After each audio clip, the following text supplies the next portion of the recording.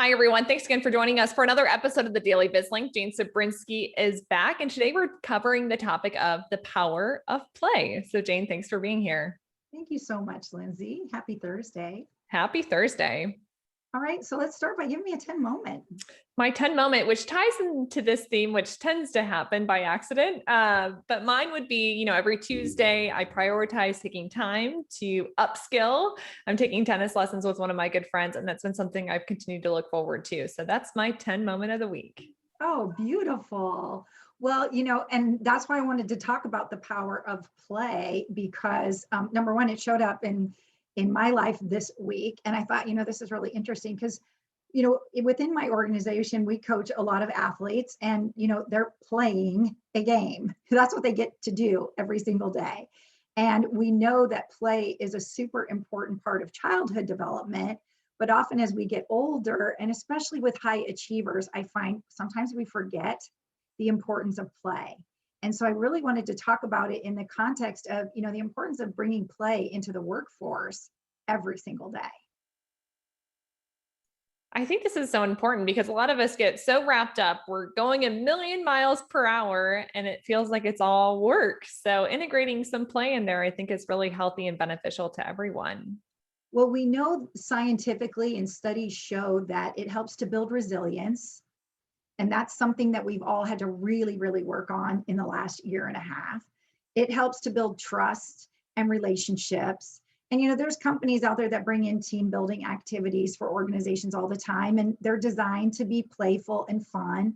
And I was thinking, I used to work for an ad agency many years ago, and I was on the account side. But if you went up into the creative department, they were playing all of the time. And then we were down on the next floor, all serious and no play.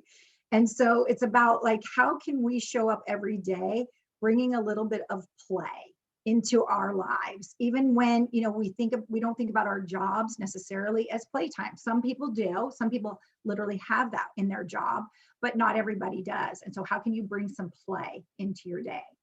So Jane, what would be your challenge of the week? Well, so one of the things we talk about, of course, is introducing joy breaks. And we work, can sometimes be such a big challenge, but it's a beautiful way to help reduce stress, relieve anxiety, get those creative juices flowing, but also to really think about, okay, bringing back board games with friends or, going out and riding a bike, but being super intentional with what that play looks like for you. And maybe you've got to go back to your childhood a little bit and think like a child and remember what is some of the play for you. I mean, I've got a hula hoop, I've got my pom-poms here to bring a little bit of levity into my day. So bringing joy into the day with play. So Jane, as we like to wrap up today's conversation, is there anything else you'd like to leave our audience with? Yeah, I want you to think about, creating a playlist, right? A list of activities that you really enjoy that you can do, for a short period of time or, maybe 30 minutes and bring it into the day and realize it's actually important.